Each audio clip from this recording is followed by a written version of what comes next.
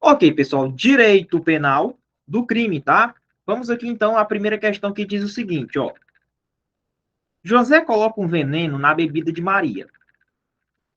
Esta ingere a bebida, mas nada sente, pois se trata de um veneno que demora 24 horas para produzir efeito. Beleza. Alguns minutos após ingerir o veneno, Maria sai de casa e acaba sendo alvejada por um raio e vem a falecer. Rapaz, ela tem a sorte, viu? Pessoal, o que acontece? O José, ele praticamente tentou matar Maria. Ele colocou veneno, teve o dolo, né, de querer matar. Ela ingeriu o veneno, porém, demora 24 horas para produzir o efeito. Só que, alguns minutos após ela ter ingerido, ela saiu e morreu por causa de um raio. Olha o que a questão está perguntando. Podemos afirmar que a conduta de José foi uma causa e contribuiu para o resultado. Certo ou errado, pessoal? Será que a conduta de José contribuiu para o resultado final? Aí eu te pergunto, o que é que tem a ver ele ter colocado veneno no copo dela, né, com a questão do raio? São coisas diferentes. Professor, então, na verdade, o que foi que atrapalhou o José consumar o crime? Foi o raio. Entendeu? Ó, questão errada. Olha o comentário dessa questão, ela vai cobrar o artigo 13. O que é que o artigo 13 fala? O resultado de que depende a existência de um crime somente é imputável a quem lhe deu a causa. Ou seja, eu só posso dizer que a pessoa é criminosa, que ela cooperou para isso, ela é responsável por isso, se ela tiver dado a causa. O que é a causa? É toda ação ou omissão sem a qual o resultado não teria ocorrido. De novo, ação ou omissão sem a qual o resultado não teria ocorrido. Aí eu te pergunto, me diga uma coisa, se eu retirar o veneno que foi colocado, teria caído o raio do mesmo jeito? Teria, pessoal, teria caído o raio do mesmo jeito. Então, eu não posso dizer que a conduta do José é responsável pela morte, né? De quem? Da Maria. Entendeu? Professor, e no caso do José vai responder por quê? Ele vai responder por tentativa de homicídio. Ele tentou realmente matar a Maria. Tá? Mas, na verdade, eu não posso dizer que ele consumou esse crime. Não tem como. Ele não houve a consumação do crime, então José não pode responder por homicídio consumado. Tá? E detalhe, homicídio qualificado, porque foi por envenenamento. Imagina se ele tivesse conseguido envenenar ela. Seria homicídio qualificado, né? Por causa do envenenamento. Então, podemos afirmar que a conduta de José foi causa? Errado. Não foi causa, tá? Causa foi o raio. Ó, o agente não responderá pelo resultado, pois sua conduta não foi a causa do resultado. No exemplo anterior, José responderá apenas por homicídio tentado, tá bom? Então, cuidado. Isso aqui, professor, é a questão da teoria da equivalência causal, tá bom? Teoria dos equivalentes causais. Teoria dos equivalentes causais, tá bom? Conditio sine qua non. Então, a questão da causa. Isso aqui cai demais em prova. Vamos aqui à segunda questão que diz o seguinte. Ó. Caio decide matar Maria, desferindo contra ela golpes de facão, causando-lhe a morte. Perfeito. Entretanto, Maria era hemofílica, condição que o Caio conhecia, tendo a doença contribuído, em grande parte, para o seu óbito. Vamos lá. Nesse caso, embora a doença tenha contribuído para o óbito, Caio responde por homicídio consumado. Vamos lá, pessoal. Certo ou errado? Será que o Caio responde por homicídio tentado ou consumado? Será que foi por causa da doença que ela morreu? A doença dela ela era hemofílica? E aí? Pessoal, questão correta, tá? O Caio, ele vai responder sim por homicídio consumado. Agora ele pergunta, por quê, professor?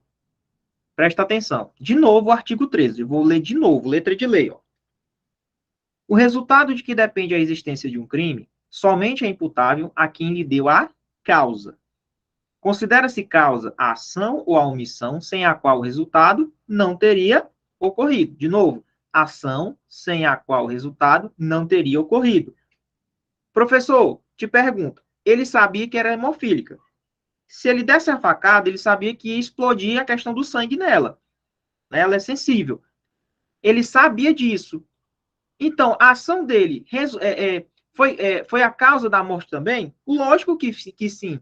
Porque se não tivesse tido a facada, não teria ali aumentado a questão da hemofilia dela. Né? Não tinha estourado. Então, ele já sabia que era hemofílico, que ele queria matar, e ele tacou ali a facada nela, né? Com o facão nela, mas sabia da condição dela de hemofílica. Ou seja, retira a facada. Processo de eliminação de Tirren. A gente aplica o processo de eliminação de Tirren. Retira a facada. Teria acontecido essa questão do agravamento da doença dela? Não teria ocorrido, cara. Não teria ocorrido. Então, eu posso dizer sim que é uma causa, sim. Ele tem responsabilidade, tá? Ele tem responsabilidade. O resultado vai ser imputado a ele porque ele deu a causa. Isso é a teoria dos equivalentes, né? Da equivalência dos antecedentes causais. Muito importante a gente saber o nome dessa teoria. Ó, se a gente suprimir a conduta do Caio, o resultado não teria ocorrido? Não, não teria ocorrido. Mas, pessoal, ó, ele só vai responder realmente por homicídio consumado, mas ele tem que saber da condição, viu? A questão tem que dizer que ele sabia da condição da doença dela. Por isso que eu digo, ele tem que saber da condição da doença dela, tá bom? Para que seja homicídio consumado. Tá bom? Ele tem que saber da condição. Se a questão disser que ele não sabia da condição dela, aí ele não poderia responder por homicídio consumado, não. Tá bom? Ele tem que saber da condição dela.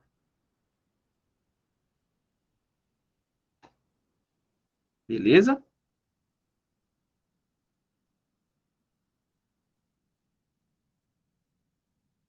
A Larissa até perguntou, caso ele não soubesse da doença, se ele não, ó, esse detalhe aqui, ó, esse detalhezinho aqui, dessa concausa pré-existente, ou seja, aqui, ó, ele tem que saber da condição de hemofílica dela. Essa condição tem que ser conhecida por Caio. A questão tem que dizer isso daí, tá bom? Para que ele responda realmente pelo homicídio consumado, normal, tá bom? Isso, tá bom?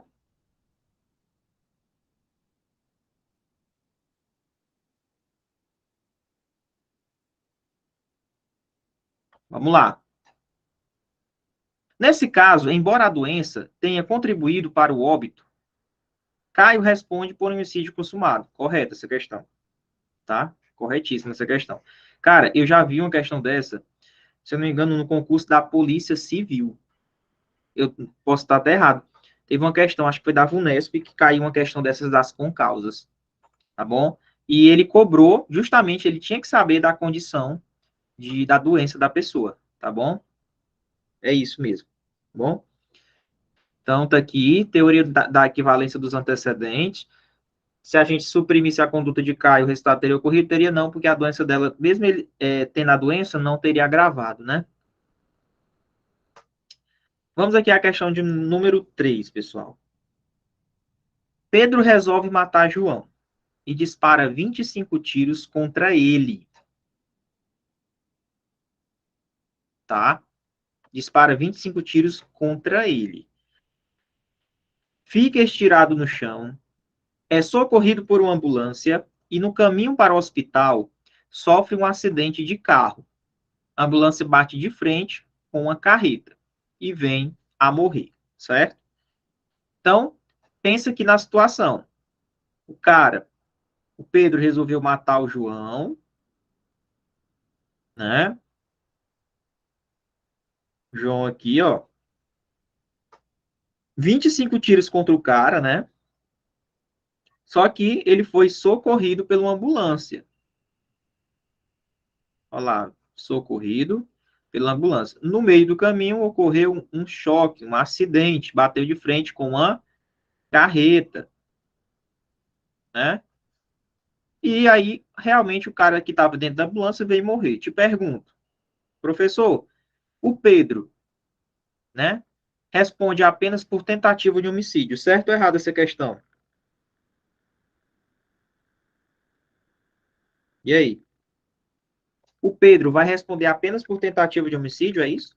De novo, o cara disparou no João, o João não morreu, foi levado pela ambulância e no meio do caminho ocorreu um acidente. Aí eu te pergunto, o que é que deu causa à morte de João?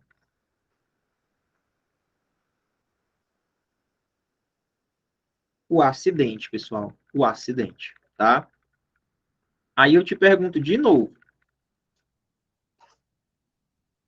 esse acidente foi uma conduta superveniente e ela é independente dessa conduta de Pedro aqui no início, ó. Tem aqui a conduta 1, conduta 2.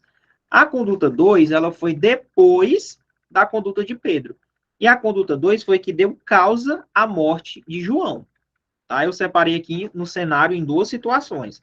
A conduta 2, ela deu causa à morte do João. Professor, mas sem a conduta do Pedro, não teria acontecido de a ambulância vir, né? E, consequentemente, não teria o acidente, né? Travou, pessoal? Travou? Não, né? Pode ser a tua internet, Renata. Vamos lá. Então, o que que acontece? Perguntinha para você básica. Será que o Pedro responde por tentativa ou por homicídio consumado? Pessoal, aqui vocês têm que colocar uma coisa na cabeça de vocês. A causa 2, ela é superveniente, ou seja, ela foi depois da conduta de Pedro, ou seja, superveniente é uma coisa que acontece depois, entendeu? Tá bom? É uma coisa que acontece depois. É uma causa superveniente, ou seja, ela é totalmente independente dessa conduta número 1 de Pedro.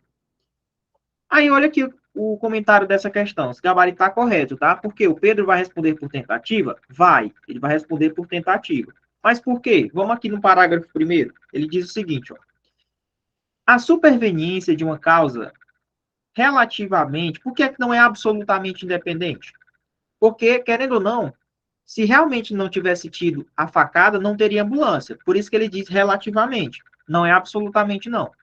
A superveniência de uma causa relativamente independente exclui a imputação quando produziu o resultado, quando por si só produziu o resultado. Ou seja, o acidente por si só matou João. E a causa foi superveniente, é isso que ele está querendo dizer. Professor, e o Pedro responde pelo quê? Ó? Aí o parágrafo primeiro diz o seguinte: os fatos anteriores, entretanto, imputam-se a quem os praticou. Ou seja, os fatos anteriores foi aqui na conduta 1. Ó. O que foi que o Pedro fez? Já que ele não responde por homicídio consumado, foi o que ele fez? Ele responde pelo homicídio tentado. Ele não conseguiu consumar, foi uma circunstância alheia. O que foi que é a circunstância alheia? Foi a ambulância levar e ter um acidente. É uma circunstância alheia. Então, homicídio tentado. Entendeu? Porque o que deu causa ao acidente foi. Aliás, a morte de João foi um acidente. Vamos lá, pessoal. Por incrível que pareça. Aqui é a única exceção, quando a gente fala de causa, é a única exceção em relação à teoria da equivalência que eu coloquei aqui, ó, dos antecedentes. Todos os outros casos, a nossa teoria que é adotada no Brasil é essa daqui. Teoria da equivalência dos antecedentes causais. Essa é a teoria adotada no Brasil. Porém, pessoal, temos uma exceção, que é justamente essa da ambulância, que é a superveniência de uma causa independente. Que é o quê? Teoria da causalidade adequada. Ou seja, eu vou adequar a causa. Então, quando cair alguma coisa na ambulância, você sabe que não é a teoria da equivalência, é a teoria da causalidade adequada. Ó, vamos lá. A conduta de Pedro, ela é relevante para o resultado? Ela é. É porque realmente se não tivesse a conduta de Pedro, não teria o acidente aqui, não teria ambulância. Porém, pessoal, apesar da conduta de Pedro ser relevante, ela apenas cria a situação. Ela não é responsável pela consumação, pela morte. Ela criou uma situação, mas ela não é responsável pela morte. A morte, ela ocorre por causa do acidente. Então, muita gente confunde isso.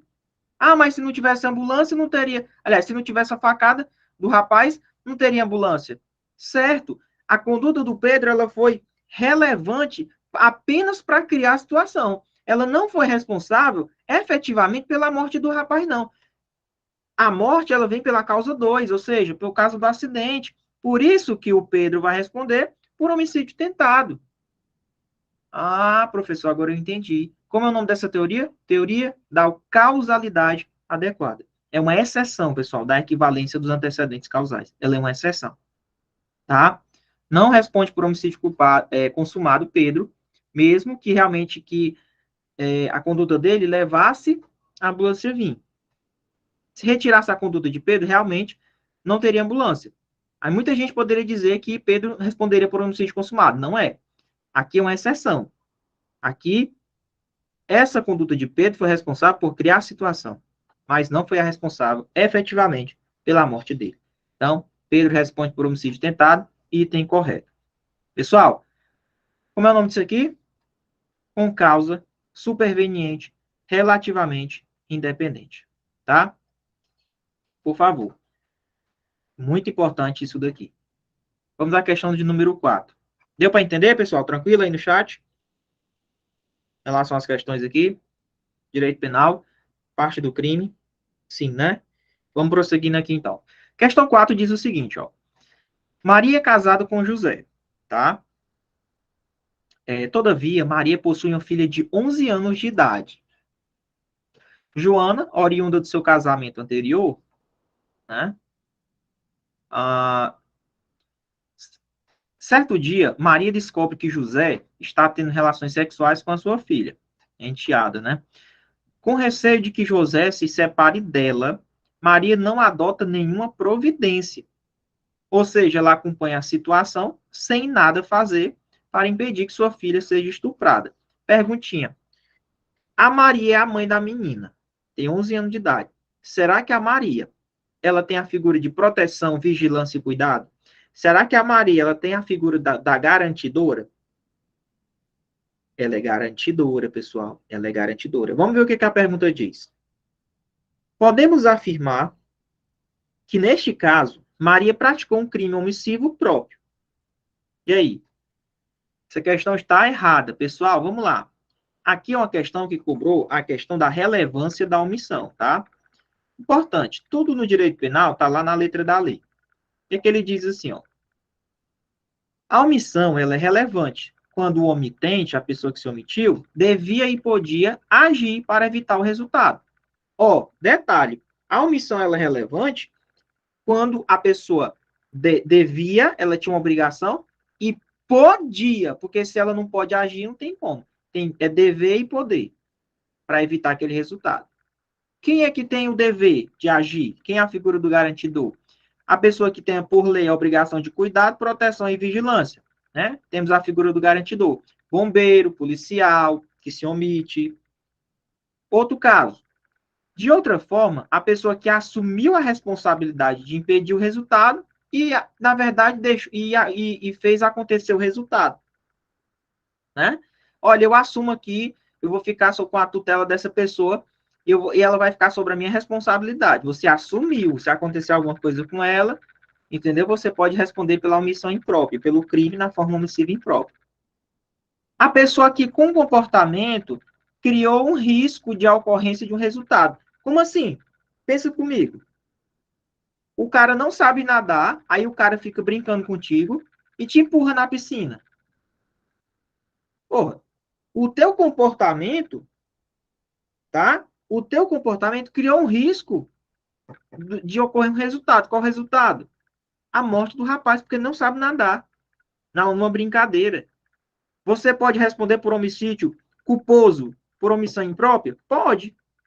Pode responder pela omissão imprópria. Porque você criou o risco. Então, se você cria o risco, se você assume a responsabilidade, se você já, por lei, tem a obrigação de cuidado, proteção e vigilância, aqui, meu amigo, é o que a gente chama de omissão imprópria. Tá? Omissão imprópria E tem mais um detalhe. Essa omissão imprópria, muitas questões cobram com outra nomenclatura. Crimes comissivos omissivos. Comissivos omissivos. Alguém já viu esse sinônimo aqui? Crimes comissivos por omissão ou crimes comissivos omissivos. Ele também tem essa nomenclaturazinha, tá? Mas, voltando aqui na questão, podemos afirmar que, neste caso, Maria, que era a mãe, praticou um crime de omissivo próprio? Não, seria omissivo impróprio. Tá? Seria impróprio, questão errada. Então, essas questões podem realmente cair para vocês, tá? Vamos aqui à questão de número 5. Temos crime tentado quando, iniciada a execução, não se consumou por circunstâncias alheias à vontade do agente, sendo sua pena diminuída de 1 a 2 terços. E aí, pessoal, o que é o crime tentado? Será que essa questão está certa? Será que no crime tentado a pena é diminuída de 1 a 2 terços? Coloca no chat. E aí, o que vocês marcaram na quinta questão?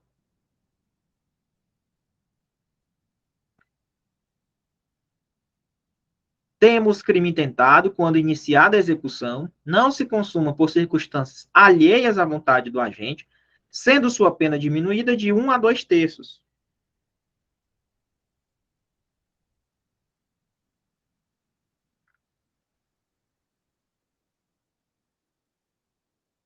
Vamos lá. Pessoal, questão corretíssima, tá? Onde é que está isso, professor? Está lá no artigo 14. Lembrando que esse slide, tá? Ele vai ficar disponível para vocês após quando a aula for colocada na plataforma. Aí você vai ficar com a degravação e tem todos esses comentários aqui, tá? Ó, no artigo 14 ele diz o seguinte, ó. Diz crime, crime consumado. O que é o crime consumado? É quando se reúne todos os elementos da definição legal, ou seja, conseguiu se consumar aquele crime. Ele reuniu todos os elementos da definição do crime. Aconteceu tudo que ele queria acontecer, se consumou. O que é o crime tentado? Ele iniciou a execução do crime, que é a terceira fase do intercrimes, né, que é a execução. Ele iniciou, mas não se consumou pela circunstância alheia à vontade dele, ou seja, aconteceu alguma coisa que atrapalhou o crime ser consumado, entendeu? Qual a pena da tentativa? A pena da tentativa, se uma lei diferente ela não trouxer, né, dizendo assim, olha, essa lei diz que a pena de tentativa vai ser de tanto a tanto. Beleza, se a lei não trouxer nada sobre isso, a tentativa vai ser a mesma pena do crime consumado, porém, com a diminuição de 1 a 2 terços na pena. Tá bom? É isso que vai acontecer. Bom? Não, é de 1 a 2 terços, pessoal. Não esqueçam, tá? Tá lá. Cai muito sobre tentativa. Outro detalhe importante na tentativa, ó. Crimes que não admitem a tentativa, anote aí, tá? Aliás, não precisa às vezes nem anotar, porque vai ficar disponível para vocês esse slide, tá? O que acontece? Quais são os crimes que mais caem em prova que não admite tentativa? Crimes culposos. Como é que eu vou tentar uma coisa que eu não queria? Então, crime culposo não admite tentativa. Crime préter-doloso, que é aquele crime que tem dolo no antecedente e culpa no consequente. Ou seja, eu empurro o cara, queria só lesionar ele, mas ele acabou caindo, bateu a cabeça na quina e morreu. Ou seja, a minha conduta era dolosa, era só que ele se lesionasse. Mas ele acabou, pelo um vacilo, né? Acabou batendo a cabeça e morreu. Ou seja, eu não queria que ele morresse. Então tem culpa no resultado. Então ele responde ali lesão corporal qualificada, né? Com resultado morte. Então é o crime pré-doloso, tá? Crimes unissubsistentes também não aceitam tentativa. O que é crime unissubsistente? É aquele crime que tem uma conduta única. Injúria, ameaça. Como é que eu vou tentar ameaçar? Não existe tentativa de ameaça. Ou você ameaça ou você não ameaça. Crimes omissivos próprios. Opa!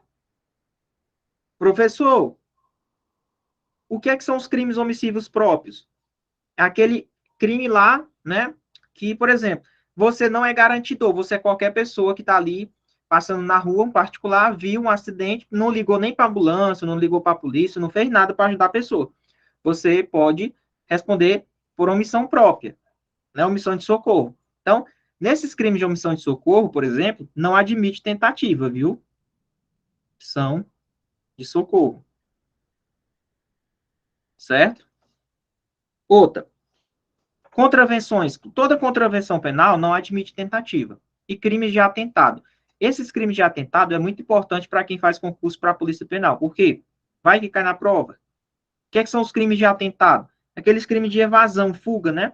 Porque é o seguinte, lá o crime é fugir ou tentar fugir. Então, na própria lei, diz que fugir ou tentar fugir vai ter uma pena só para ele. Não existe tentativa, um crime com a diminuição de pena nesses crimes de atentado. É a mesma pena para quem foge e quem tenta fugir. Não importa se ele fugiu ou tentou fugir. Vai ser a mesma pena. Então, nos crimes de atentado, também não admite a tentativa, aquela questão da diminuição de pena, tá? Outro ponto importante que pode cair na sua prova. Na hora que você estiver revendo essa aula, você vai rever na velocidade 2.0, né? Ó, tentativa branca e vermelha. Vamos lá, para a gente ser mais rápido. O que é a tentativa branca? Tentativa branca é quando não atinge o cara. Então, por exemplo, o José atirou em Maria, tinha a intenção de matar, mas errou o alvo, ou seja, não atingiu. Tentativa branca ou incruenta. O que é a tentativa vermelha ou cruenta? Cruenta de cruel, né?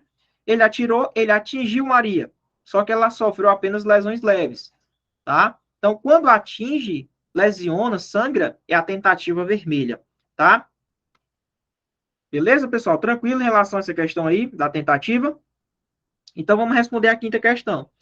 Temos crime tentado, quando iniciada a execução, não se consuma por circunstâncias alheias à vontade do agente, sendo sua pena diminuída de 1 a 2/3. Item corretíssimo. Bom? Corretíssimo. Então, tem essa diminuição de pena de 1 a 2/3 aí na tentativa. Vamos aqui na próxima questão, questão número 6. Na tentativa imperfeita, o agente consegue esgotar toda a sua potencialidade lesiva. E aí, pessoal? Questão cobrando a diferença entre tentativa perfeita e tentativa imperfeita. Qual a diferença, professor? Uma diferença bem tranquila aí que o senhor pode dar para a gente? Presta atenção. Ó, a tentativa perfeita é quando você esgotou todos os meios que você planejou. Já na imperfeita, você planejou matar a pessoa com 3 munições e tal, e você só utilizou uma. Ou seja, é imperfeita. Você não utilizou todos os meios que você utilizou. Ó, questão errada. Por quê? O que ele diz, ó? Na tentativa imperfeita, o agente consegue esgotar toda a sua potencialidade. Na verdade, na perfeita que ele consegue esgotar. Entendeu? Tá errado. Quer ver, ó? Na perfeita é que ele conseguiria esgotar toda a sua potencialidade lesiva. Ó, tentativa imperfeita. Vamos lá. Ocorre quando o agente, antes de esgotar toda a sua potencialidade lesiva, ele é impedido por uma circunstância alheia, porque é uma tentativa, sendo forçado a interromper a execução. Exemplo, o cara possui um revólver com 6 projéteis. Disparou os 3 primeiros contra Maria, mas antes dele disparar o quarto, ele foi surpreendido pela chegada da polícia, de forma que ele não conseguiu completar a execução. Maria não morreu, até porque ele vai responder por tentativa. Ele utilizou 6? Não, utilizou só 3. Então é imperfeito.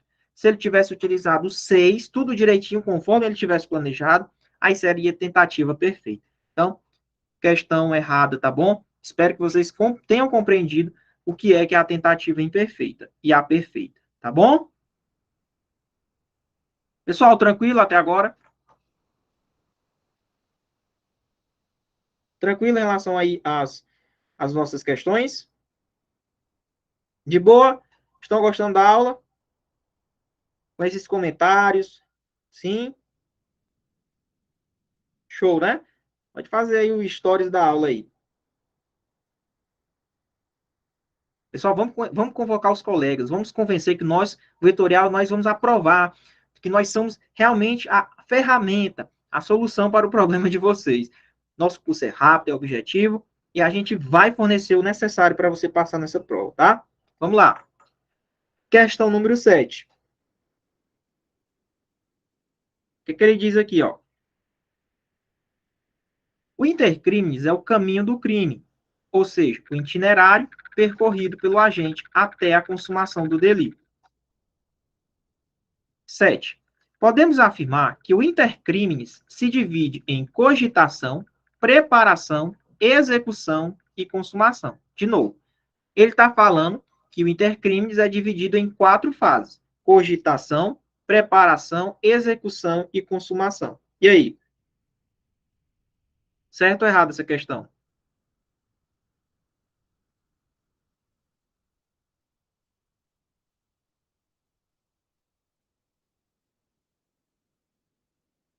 Uns marcaram certo, outros marcaram errado. Pessoal, vamos assistir às aulas da plataforma, tá? Já tem aula que a gente resolvendo questões, já explicou sobre esse assunto. Vamos lá. Ó, questão correta. Quais são as 4 fases do intercrimes? Ó?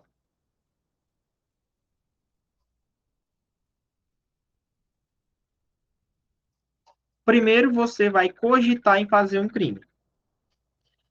Depois que você cogitar, você vai começar a preparar para praticar o crime. Depois que você preparar, você vai iniciar a execução do crime e, se der tudo certo, o crime vai ser consumado. São as 4 fases do intercrimes, tá?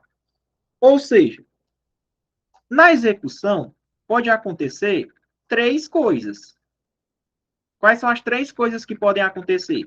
Cogitei. Professor, eu posso ser punido por pensar em praticar o crime? Na premeditação? Não. Pessoal, intercrimes não tem artigo, tá? Intercrimes é doutrinário, tá bom? O que acontece?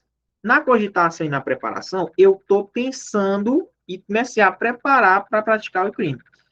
O nosso Código Penal ele só vai começar a te punir se pelo menos, ao menos, você tentou executar o crime, que é o caso da tentativa. Ele não vai te punir por cogitar, premeditar e nem preparar. Com exceção que existem alguns casos na preparação que é punido, mas são exceções, tá? Por exemplo, a questão do maquinário, né? Da droga, da lei de drogas. Mas, de uma maneira geral, na cogitação, você premeditar, preparar, você não é punido. A punição começa na execução. Então, na execução pode acontecer 3 coisas. Ou você não consegue consumar crime e responde pela tentativa, ou você desiste de praticar o crime quando começou a execução, ó, que é a famosa desistência voluntária,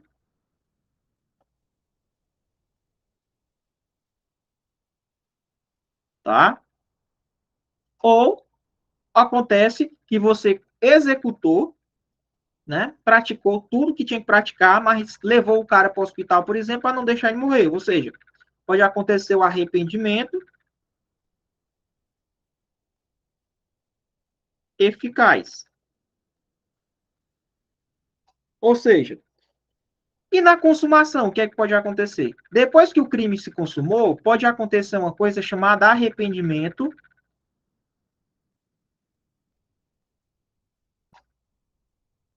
posterior. Como assim, professor? Arrependimento posterior? Presta atenção. Ó. O arrependimento posterior, pessoal, acontece naqueles crimes que não têm violência e grave ameaça. O crime já se consumou, por exemplo, crimes contra o patrimônio, furto.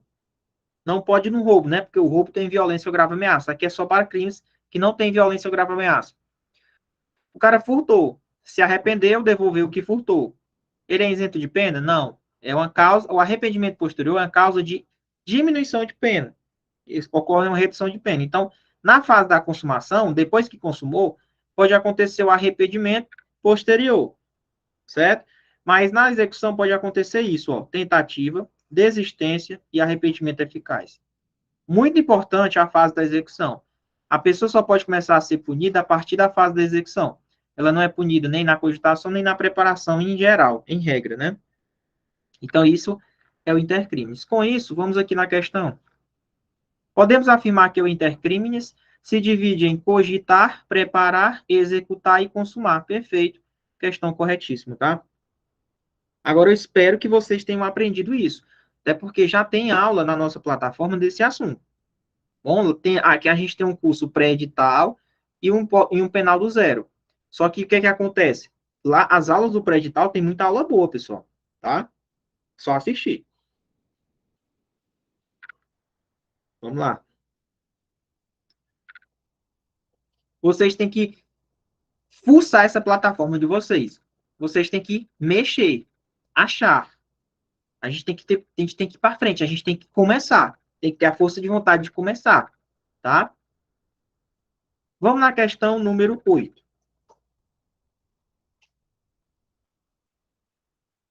O agente que voluntariamente desiste de prosseguir na execução ou impede que o resultado se produza, só responde pela tentativa. Certo ou errado, pessoal? Se eu desistir de prosseguir na execução, é o que eu chamo de quê? De desistência voluntária, certo?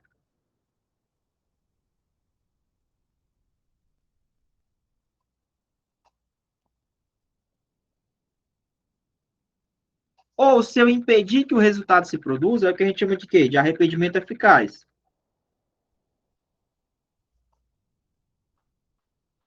Eficaz. Professor, me diga uma coisa. Tanto no arrependimento eficaz quanto na desistência. Na desistência eu desisto. No arrependimento eficaz eu não deixo o cara morrer. E eu respondo pelo quê? Se o cara vai ficar todo lesionado. Você não responde pela tentativa. Tanto no arrependimento eficaz quanto na desistência, você responde somente pelos atos praticados.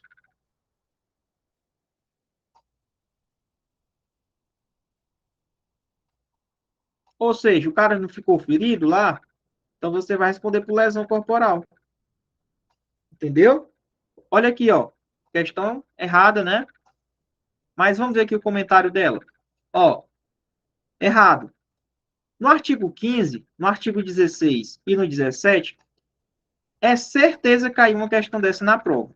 Ou vai cair algo de desistência voluntária, ou vai cair algo de arrependimento posterior, ou sobre o crime impossível.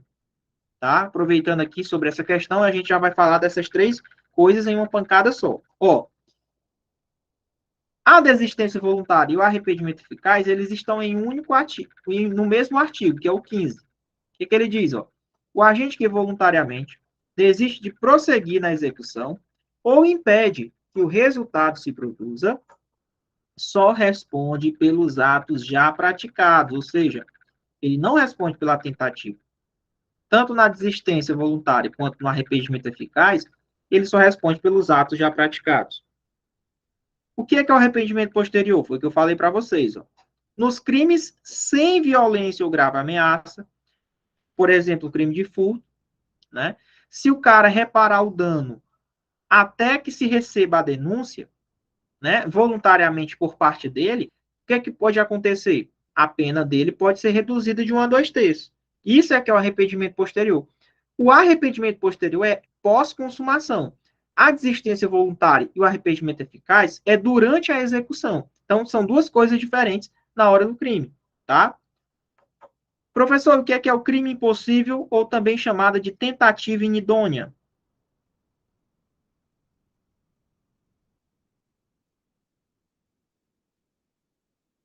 Pessoal, crime impossível é quando você não consegue consumar o crime por causa do objeto que você utilizou ou a coisa que você queria praticar o crime, ela era imprópria. Como assim? Ou seja, a gente não pune, né, o crime impossível.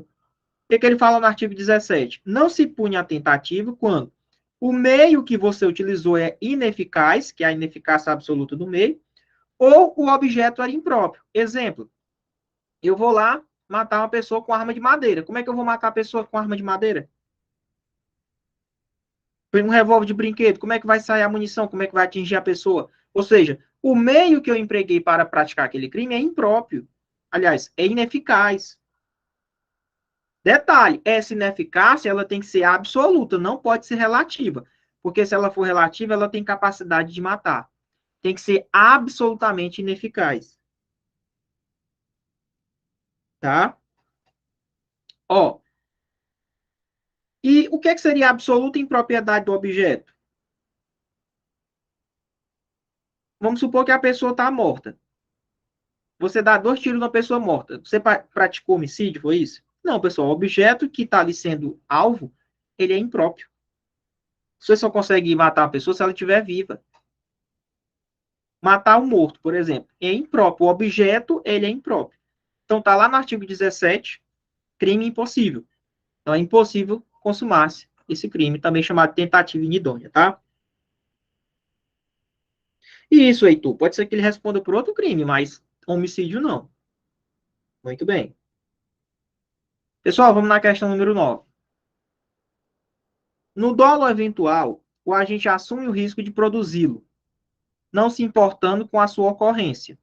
Na culpa consciente, o agente não assume o risco de produzir, pois ele acredita que não vai ocorrer o crime.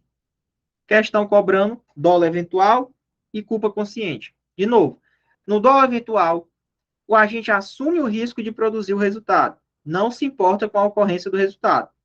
Na culpa consciente, o agente não assume o risco de produzir o resultado, pois ele acredita que o resultado não vai ocorrer. Pessoal, para a gente responder essa questão, tá? A gente tem que vir lá no artigo 18, ó, e essa questão está correta. Tá bom? Essa questão, ela cobrou a diferença entre dolo eventual e culpa consciente. 2 temas importantíssimos. Pessoal, vamos lá. Isso.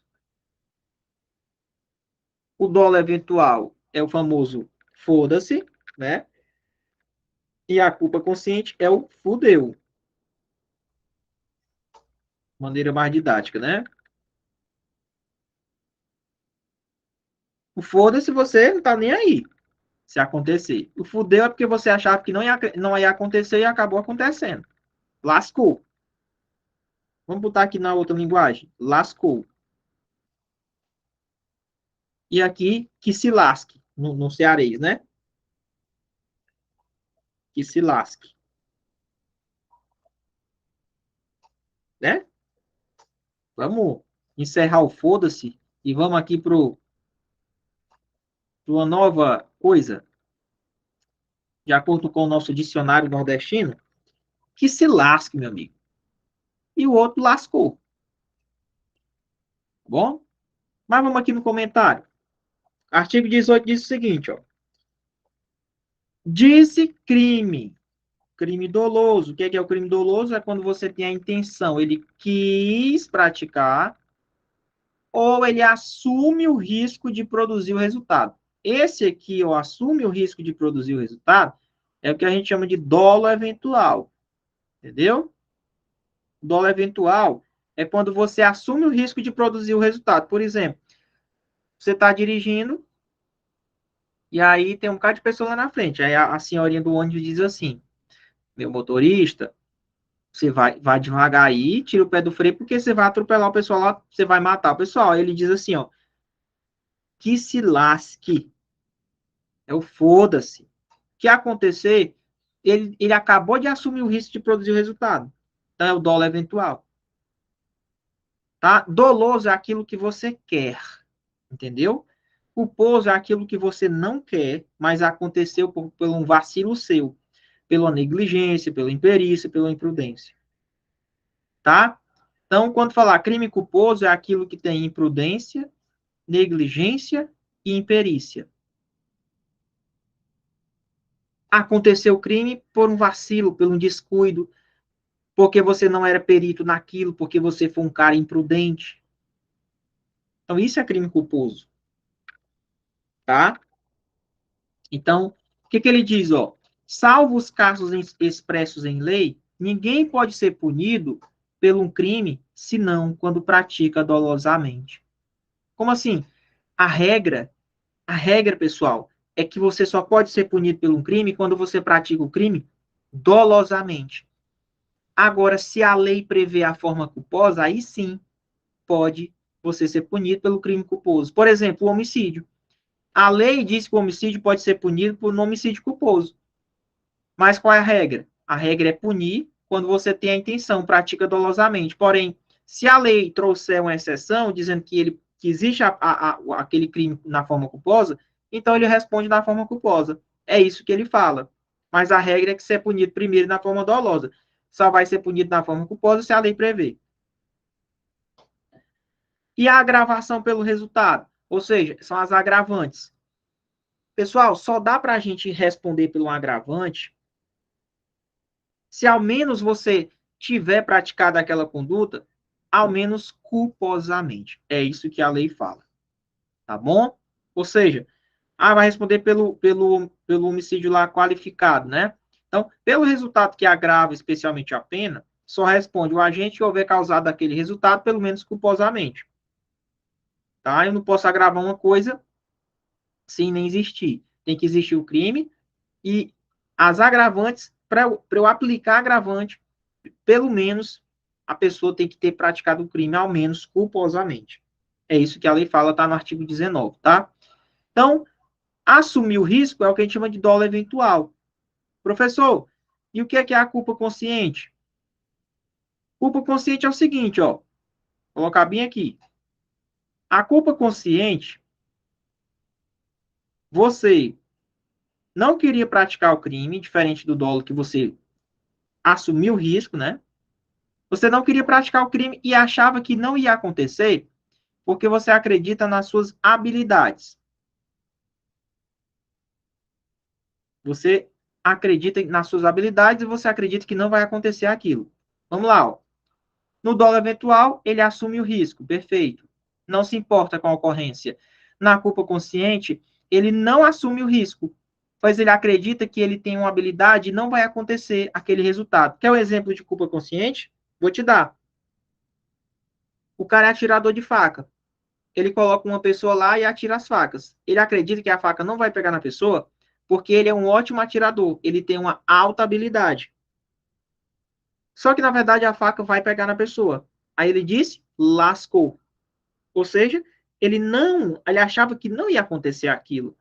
Mas ele pode responder por homicídio culposo, na forma consciente, porque ele tinha consciência do que poderia acontecer. Tá? Então, é isso daí. Vamos aqui na questão 10. Pessoal, deu para entender a diferença de dolo eventual para a culpa consciente? Sim, né?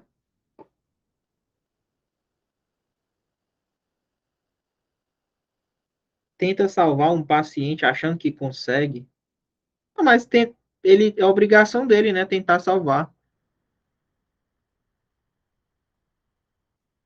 Acho que são 16 questões, tá, Edson?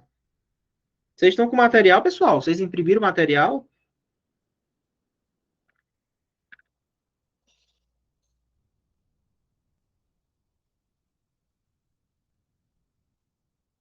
Pessoal, vamos imprimir o material. Tá importante que você tenha a impressão em casa para poder acompanhar a aula. Por isso que a gente coloca mais cedo para que vocês possam imprimir o material. É muito importante essas anotações. Vamos lá. Crime pré-terdoloso ocorre quando o agente, com a vontade de praticar um crime, de forma dolosa, acaba por praticar um crime mais grave, não com dolo, mas por culpa. Ou seja, o que é o crime pré-terdoloso?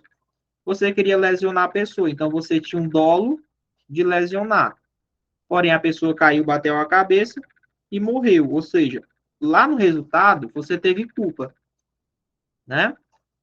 Teve a intenção de lesionar, empurrou o cara, mas o cara bateu a cabeça naquilo e morreu. Culpa no consequente e dolo no antecedente. É o que a gente chama de crime préter-doloso, tá? Questão 10 está corretíssima. Então, aqui é bem tranquilo. Então, crime préter-doloso, você tem a vontade de praticar a lesão no cara e ele acaba morrendo, né? Você não queria que ele morresse. Então, você tem culpa no consequente e dolo no antecedente. Vamos na questão 11. Vamos lá.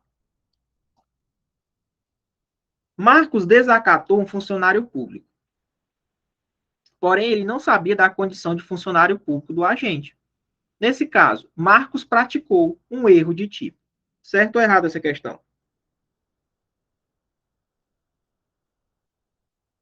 Marcos desacatou um funcionário público, porém ele não sabia da condição de funcionário público do agente. Nesse caso, Marcos praticou um erro na tipificação do crime. Pessoal, está correto, não está essa questão? Está correto. Sabe por quê? Para você responder pelo crime, você tem que se adequar, se encaixar em todas as letras do artigo, da tipificação.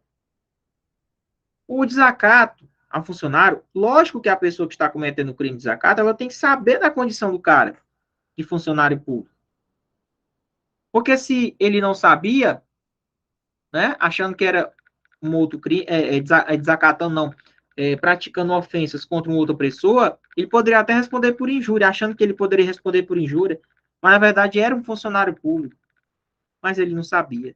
É um erro na tipificação. O que é que a lei fala lá no artigo 20, ó? Erros sobre elementos do tipo. Vamos lá. O que é que ele fala? Esse artigo 20 cai demais em prova. O que é que ele fala? O erro sobre o elemento do tipo legal do crime exclui o dolo. Ou seja, quando você praticou desacato, né, você não sabia que o cara era funcionário. Então, você não tinha o dolo de desacatar porque você não sabia que ele era funcionário. Mas permite a punição por crime culposo, se previsto em lei. Como não existe desacato culposo, então ele isenta de pena, tá? Ele isenta de pena. É isso que a lei fala. Então, pessoal, tem um outro exemplo de erro de tipo que cai demais na prova. O erro de tipo, ele sempre exclui o dolo. Sempre exclui o dolo da ação, ou seja, a pessoa não sabe o que está fazendo. Inclusive, se ele soubesse da condição dele de funcionário, talvez ele nem fizesse. Entendeu? Então, por isso que ele incorreu em erro. Então, o erro, professor, será que exclui o dolo dele? Lógico, sempre vai excluir o dolo. O erro de tipo sempre exclui o dolo. Mas, se o crime, por exemplo, se lá na lei dissesse assim, existe o desacato culposo, então ele poderia ser punido da forma culposa. Entendeu? Mas, em regra, e vai sempre excluir o dolo. Outro exemplo de erro de tipo aqui, ó, clássico. Muita gente conhece. Esse caso aqui. O A entra numa loja e ao sair verifica que esqueceu sua bolsa. Ao voltar, o A encontra uma bolsa idêntica à sua e a leva embora. Entretanto, o A não sabia que essa bolsa era do B. Ele, meu Deus, eles não sabem o que faz.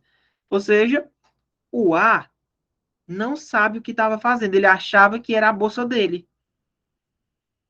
Crime de furto. Porém, ele está em erro. Ele está incorrendo em um erro na tipificação. Ou seja, pessoal, pensa assim, ó. Você só é punido, em regra, na forma dolosa, quando você tem intenção de fazer aquilo. Existem alguns crimes no Código Penal que, se tiver a previsão na forma culposa, que você pode ser punido na forma culposa. São todos os crimes? Não, alguns. Existe furto culposo? Não existe.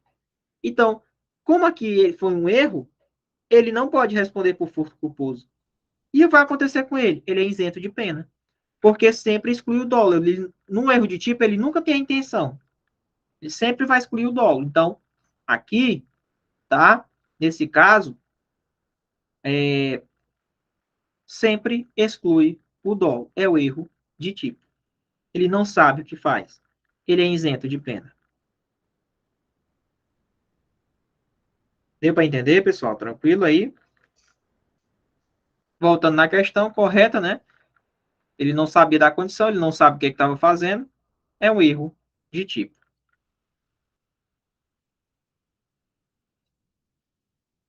Vamos lá.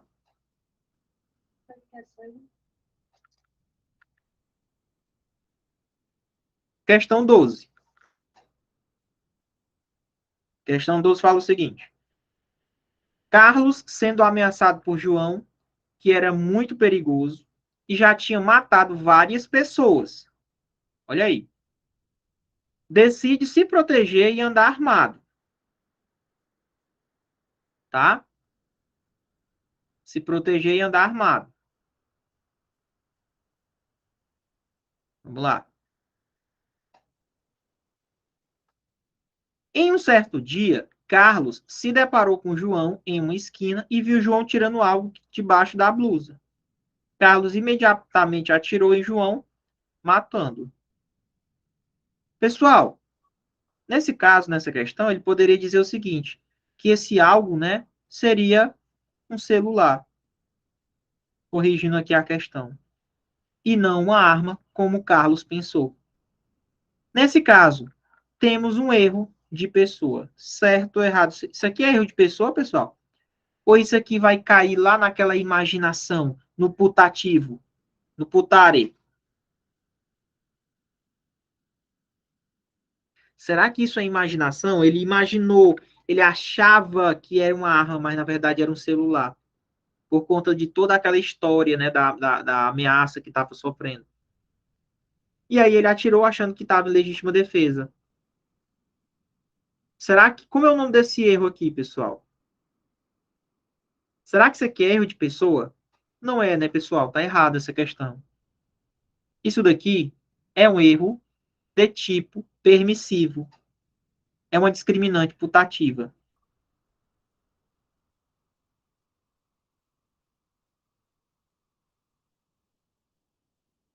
Erro de tipo permissivo.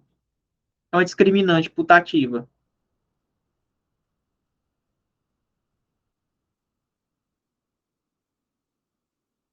Putativa. É o que a gente chama aqui, ó. Professor, ele vai responder por homicídio? Vai. Né? Se dava para evitar lá, se o crime prevê a forma culposa, ele pode responder por homicídio culposo. É a culpa imprópria, que a gente chama.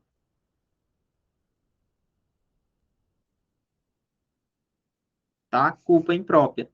Não é um erro de pessoa. Onde é que está isso, professor? Está aqui, ó. Parágrafo 1º. Discriminantes putativos. O que é que ele fala? É isento de pena quem, por erro plenamente justificado pelas circunstâncias, supõe a situação de fato que, se ela realmente existisse, tornaria a ação legítima. Ou seja, se, no caso da questão aqui, se fosse uma arma mesmo, aí o cara estaria parado talvez na legítima defesa. Se realmente, de fato, tivesse existido aquela arma. Então, o que é que o parágrafo primeiro diz? É isento de pena quem, por erro, justificado pelas circunstâncias, supõe situação de fato que, se aquela situação existisse, tornaria a ação legítima, porém não tornou a ação legítima, porque não era uma arma. Foi um erro, foi imaginação errada. Ah, então a regra é que é isento de pena, a pessoa não responderia, né? E isso seria até injusto, né? Só que a lei fala o seguinte: não há isenção de pena quando o erro deriva de culpa. Foi o que eu falei. Se dava ali para evitar, então ele pode chegar a ser punido na forma culposa se o crime prevê a forma culposa. Tá? Como existe homicídio culposo, a pessoa pode responder por homicídio culposo. Não haveria isenção de pena. Então, isso é a discriminante putativa que a gente chama. É o erro de tipo permissivo. Tá bom? Então, questão errada. Tranquilo? O Robson colocou, ele teve uma falsa percepção do agente, não sabendo da condição do funcionário público. Assim exclui o dolo. Muito bem. Excelente. É isso aí. Pessoal, deu para entender a questão 12? Então, repita comigo. Erro de tipo permissivo, culpa imprópria, discriminante putativa. Tá? Isso aqui cai demais em prova. De novo, nas discriminantes putativas, não há isenção de pena quando o erro derivou de culpa e o cara pode sim ser punido por crime culposo. Vamos aqui na questão 13. Tem um texto aqui anteriormente, né? Vamos lá. João quer matar seu pai, pois está com raiva em razão da partilha dos bens de sua mãe. João fica na espreita e quando vê uma pessoa chegar, acreditando ser o seu pai, mira bem no crânio e lasca um balaço certeiro, fazendo com que a vítima caia desfalecida. Após que foi verificada, a pessoa, na verdade, não era seu pai, era o seu irmão. Aqui, pessoal, é o exemplo clássico de erro de pessoa, né? Não é erro na execução, não. Aqui é erro de pessoa. Tá errado. Aqui, ele atirou achando que tinha matado o pai, na verdade, era o irmão. Era o irmão. Entendeu? Aqui é o erro de pessoa. E aí, o que é que acontece no erro de pessoa, pessoal? Ah, não tem o texto da questão 13, né? A montagem do slide, ele colocou o texto, pessoal, junto com o comentário da questão.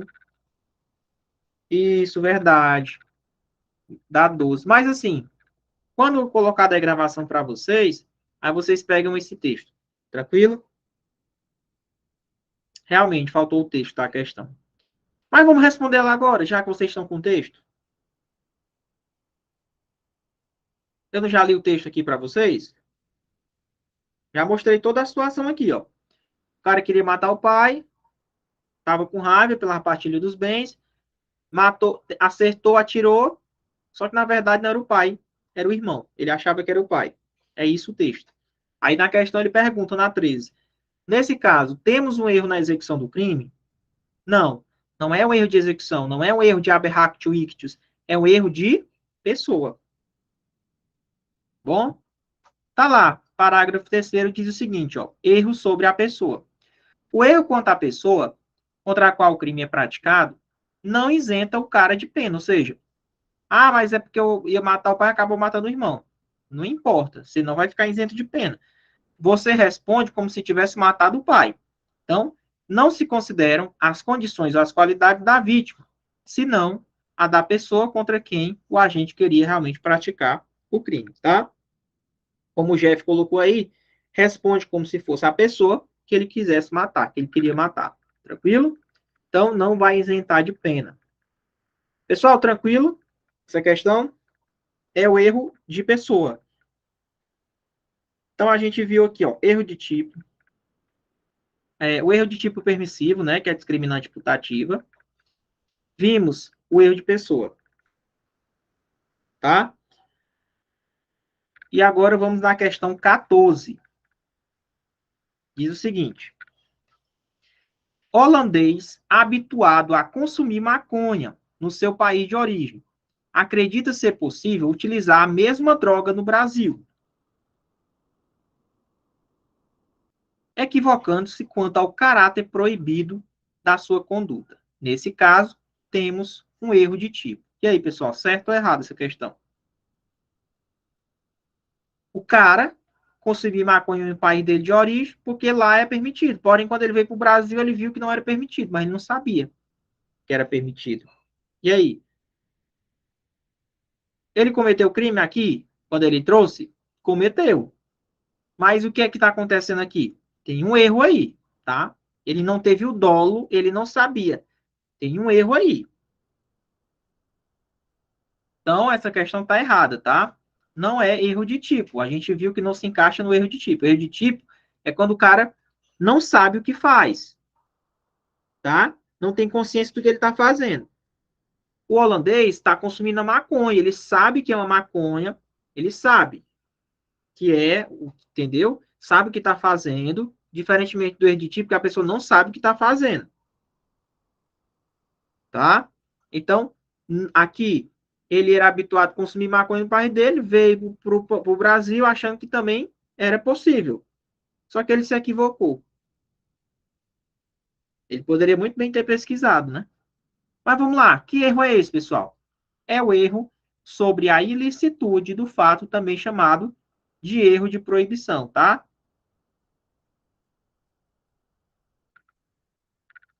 Vamos lá. Gabarito errado, tá? Tá lá no artigo 21. O que, que ele fala no artigo 21? O desconhecimento da lei é inexcusável, ou seja, porque você não, o fato de você desconhecer a lei não vai impedir de você responder pelo crime. O erro de proibição Se dava para, se não dava para evitar, ou seja, não tinha como o holandês saber. Lá não tem televisão, não tem acesso à internet, ninguém sabe de nada. Se inevitável, ou seja, não dava para evitar ele saber, aí sim você fica isento de pena. Agora, meu amigo, se dava para evitar, se dava para ele saber, tiver um mínimo de consciência que aquilo poderia ser crime no Brasil, aí ele responde pelo crime, mas com a diminuição de pena de 1/6 a 1/3. Isso no erro de proibição, tá? Parágrafo único diz o seguinte, ó. Considera-se evitável o erro se o agente atua ou se omite sem a consciência da ilicitude. Quando era possível ele saber ou atingir o nível de consciência. Então, isso é o parágrafo único. Tá bom? Então, se era inevitável, isento de pena. Se dava para evitar, né?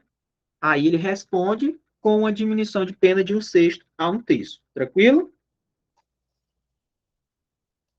Então, questão errada. Então, aqui não é erro de tipo, é o erro de proibição. Pessoal, tranquilo, pessoal? Coloca no chat, tá? Não tenham medo de falar o que vocês querem falar.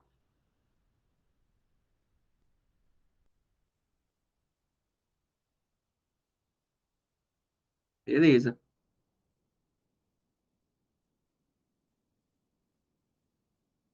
Vamos, ó. Eu coloquei aqui no comentário quais são as duas espécies de erro de proibição. Nós temos duas espécies, pessoal, de erro de proibição, tá? Temos duas espécies. Nós temos o erro de proibição direto e o indireto. No próximo slide, eu vou mostrar para vocês qual a diferença do erro de proibição direto e o indireto. Vamos lá. Item A, erro de proibição direto. O erro de proibição direto, o agente vai se equivocar quanto à proibição. Foi o caso da questão que a gente resolveu agora há pouco, né? Ele não sabia da proibição. Ou é porque ele ignorou a existência do crime, ou porque ele não conhece realmente o conteúdo, ou ele não entende. É o caso que eu coloquei acima para vocês, né, na questão anterior, que é o holandês, que era habituado a consumir maconha lá, veio para o país achando que era verdade e não é. Era uma conduta proibida. É o erro de proibição direta. O que é o erro de proibição indireta? É muito parecido com a discriminante putativa que a gente já resolveu a questão anteriormente, né, lá do erro de tipo permissivo. No erro de proibição indireta, né, que é a discriminante putativa, é a mesma coisa. É uma imaginação. É um erro de imaginação. Você acha que está fazendo algo correto, está amparado em alguma coisa. Isso é o erro de proibição indireta. Muito parecido lá com a discriminante putativa que a gente viu agora. O cara sabe o que está fazendo, sabe que a conduta é típica, ele sabe que é crime, porém, ele acha que está correto. Ele está amparado numa causa de excludente de licitude. Tá? Ele sabe que está amparado. Só que ele incorre no erro. Então, ele imaginou erroneamente. Por exemplo, o cara é traído pela mulher, acredita que ele é autorizado a matá-la para defender a honra dele. Não existe legítima defesa da honra, pessoal, mais. Não existe isso. Ele matou achando que estava autorizado a matar por ele estar em legítima defesa da sua honra. Isso é o erro de proibição indireto. Ele achava, era o putário, era a imaginação dele, ele achava que estava fazendo correto. Então, aqui é o que a gente chama de discriminante putativo. Tudo que tiver putativo, imaginação, o cara imagina que está correto, o cara imagina que está fazendo a coisa certa, que é previsto na lei, é onde ele incorre no erro. Erro de proibição indireto. É uma discriminante putativa. Tá? Então, não confunda o erro de proibição direto, que é quando há um equívoco, né, ignorância dele, e no indireto é uma imaginação errada, tá? Vamos na questão 15. São quantas questões, hein, pessoal? 16, né? Vamos lá. Tá tranquilo a aula aí? Revisão boa, né? Muita coisa vista aí na parte do crime. Vamos lá. Se o fato criminoso ele é cometido sobre coação irresistível ou em estrita obediência à ordem de um superior, uma ordem que parecia ser legal, mas não era, que é chamado de ordem não manifestamente legal, só é punível o autor da coação ou da ordem. E aí, pessoal? Sendo assim excluída a tipicidade da conduta. Vamos lá. Presta atenção no que eu vou falar agora para vocês. Essa questão está errada, tá? Por quê, professor? Vamos lá. Ó, lá no artigo 22, ele fala o seguinte: se o fato é cometido sobre coação ou estrita obediência de uma ordem que parecia ser legal, só quem é punido é quem é o autor da coação e o autor da ordem. O que é isso? Presta atenção. O cara sequestra a tua filha e diz o seguinte: olha, você agora vai ter que matar fulano de tal, porque se você não matar fulano de tal, eu vou matar sua filha. O cara está sendo coagido, meu amigo. O cara está sendo coagido irresistivelmente. O cara vai lá matar a filha dele. E aí o cara vai lá e mata o cara que ele pediu para não, o cara não matar a filha dele. O bandido não matar a filha dele. E aí, o que que acontece na coação irresistível? Só responde o autor da coação, meu amigo. Tu vai responder pelo quê se tu está sendo coagido? Mesma coisa na ordem que parece ser legal. Essa ordem, essa estrita obediência à ordem só acontece com funcionário público. O delegado vai lá e manda o cara cumprir um mandado de prisão, vai ali na frente, cumpre um mandado de prisão lá, daqui a pouco eu chego com o mandado de prisão. Ora, era uma ordem que parecia ser legal, mas na verdade nem existia mandado de prisão. Aí o cara vai lá e cumpre. Ah, porque foi o delegado que mandou? Então era uma ordem que parecia ser legal, mas ela não era. Como é que eu vou responder se é uma ordem que parecia ser legal e não era? Quem responde é só o delegado, que é o superior hierárquico. Entendeu? Então, né, nos dois casos, tanto na coação irresistível quanto na estrita obediência da ordem, uma ordem que é não manifestamente legal, de superior hierárquico, só quem responde são os autores das ordens, são os chefes, quem coagiu e quem deu a ordem. A pessoa que praticou o crime não irá responder. A pessoa que praticou o crime, ela está amparada numa coisa chamada exclusão da culpabilidade. Então, aqui, tanto na coação irresistível e na obediência hierárquica, eu coloquei até aqui, ó. Nesse caso, exclui a culpabilidade. A culpabilidade. E não a tipicidade. Professor, mas se fosse uma coação física, na física, aí sim excluiria o fato típico. Assim como o sonambulismo.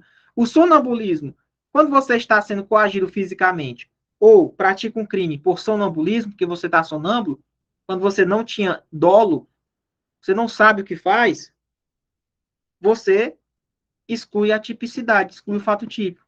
Agora, no caso da coação irresistível, exclui a culpabilidade. Decorem isso aqui.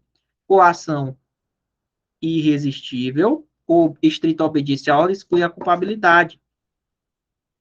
Agora, se fosse coação física, Muniz, na coação física, o que é coação física, professor? Pensa comigo, o que é coação física? Ó. Vamos lá. Coação física, o cara pega a tua mão, à força, e dá uma facada no outro. Tu queria matar o cara? Não, é porque o cara pegou tua mão à força e deu a furada no cara. Você foi coagido fisicamente. Então, meu amigo, exclui o fato típico. Sonambulismo, o cara acorda de madrugada, vai lá, pega uma faca e mata uma pessoa. Você está sonâmbulo. Exclui o fato típico. Agora, na coação irresistível, você sabe o que está fazendo, você só fez porque senão ia acontecer uma coisa pior com a sua filha, com a sua família ou com alguma coisa. E aí, como você estava sendo coagido irresistivelmente, aqui sim exclui a culpabilidade. Então vamos lá. Coação irresistível exclui a culpabilidade. Coação física exclui o fato típico. Onde é que está o erro da 15? Que o Reginaldo está perguntando. Ele está dizendo ó, que exclui a tipicidade da conduta, não é a tipicidade. Na coação irresistível e na estrita obediência à ordem, exclui a culpabilidade. Entendeu? que não é a tipicidade. Tanto na coação irresistível quanto na estrita obediência da ordem não manifestamente legal, exclui a culpabilidade, não a tipicidade. Tá aqui, ó. Tá aí no comentário que vai ficar aí para vocês. Vamos na última questão. Considere-se legítima defesa quem pratica um fato para salvar de um perigo atual que não provocou pela sua vontade e nem podia de outro modo evitar, direito próprio ou alheio, cujo sacrifício nas circunstâncias não era razoável exigisse. E aí, pessoal, será que esse é o conceito de legítima defesa? Considera-se legítima defesa quem pratica o fato para salvar de perigo atual, que não foi provocado pela sua vontade e nem podia de outro modo evitar. E não era legal, razoável exigir a minha morte para dar a vida pela outra pessoa. O sacrifício não era razoável, porque era um bem de igual para igual. Será que isso aqui é o conceito de legítima defesa? Não é, pessoal. Está errada essa questão. Aqui é uma questão que cobrou quais são as excludentes de licitude. Está lá no artigo 23. Quais são os fatos que excluem a ilicitude? Primeiro, estado de necessidade. Quando você pratica um crime em estado de necessidade. Por exemplo, é o cara que está no bote, só tem um colete para se salvar e tem duas pessoas. Ou é a minha vida ou é a dele. Igual para igual. O perigo não foi provocado por nenhum dos dois. E aí, nesse caso, não era razoável dar minha vida para ele viver. Né? A questão da teoria de Darwin lá, né? Da seleção natural. Quem o mais forte vence. Se ele chegar a matar o cara para ficar com colete, ele responde por crime? Não, é um excludente de licitude, é um estado de necessidade. Legítima defesa, quando você pratica um crime em legítima defesa, também é excludente de licitude. Quando você pratica um crime em estrito cumprimento do dever legal, é um excludente de licitude também. Quando você, por exemplo, vai lá cumprir um mandado de prisão, onde você tem que arrombar a porta. Você está praticando um crime? Tá, mas você está amparado no dever legal. Exercício regular do direito também é uma excludente de licitude. Por exemplo, num box, né, por exemplo, né, as pessoas que brigam, sangram ali na lesão, eles estão no direito dele do esporte lá. É o exercício regular do direito. Excesso punível é quando o cara se excede. Todos que se excederem na hora da legítima defesa, eles respondem pelo excesso, tanto na forma dolosa quanto o excesso culposo. Existe excesso nas duas formas, tá? Ó, no artigo 24 e no artigo 25 é o que mais cai em prova. O que ele falou aqui, ó? No artigo 24, ele traz o conceito de estado de necessidade e no artigo 25 ele traz o conceito de legítima defesa. O que é o estado de necessidade, pessoal? Tá aqui, ó. É quando o cara pratica um fato para salvar a vida dele de um perigo atual. Na legítima defesa, ó, o perigo pode ser atual ou iminente. Então, essa é uma das principais diferenças. No estado de necessidade, só é perigo atual, que não é provocado por nenhum dos agentes. Na legítima defesa, é um perigo que está na iminência de acontecer ou ele está acontecendo. Então, no estado de necessidade, ele fala o seguinte: ele praticou o fato para salvar de um perigo atual que ele não provocou e não dava para evitar. Não dava para eu me sacrificar e dar minha vida, sendo que eu podia lutar e vencer. Isso é o estado de necessidade. Professor, mas quem tem um dever legal de enfrentar o perigo pode alegar estado de necessidade? Não, a lei é claro.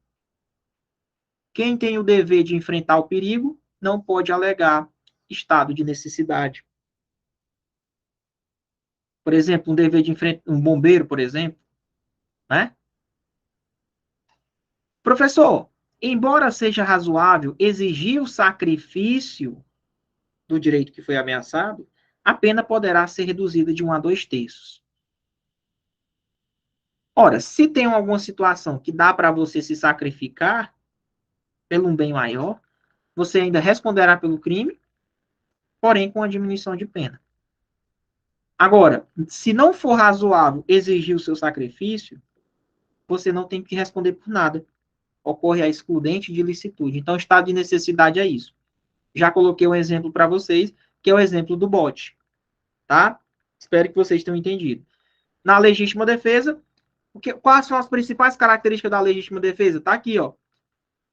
Quando ele se defende de uma pessoa, usando moderadamente dos meios, tem que ter uma injusta agressão, uma injusta agressão atual ou iminente, para defender a sua vida ou a vida de outra pessoa.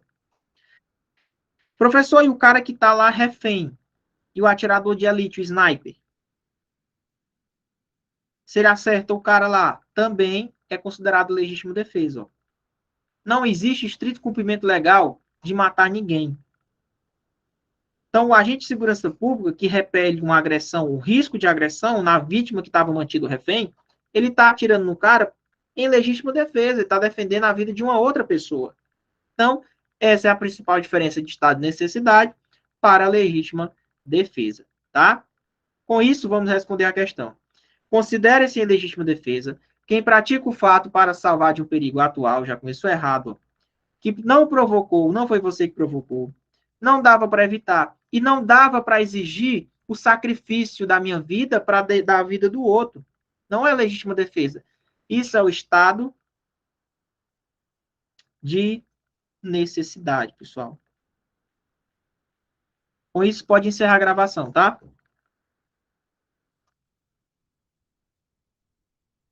Pode encerrar a gravação, quem está responsável pela gravação, tá?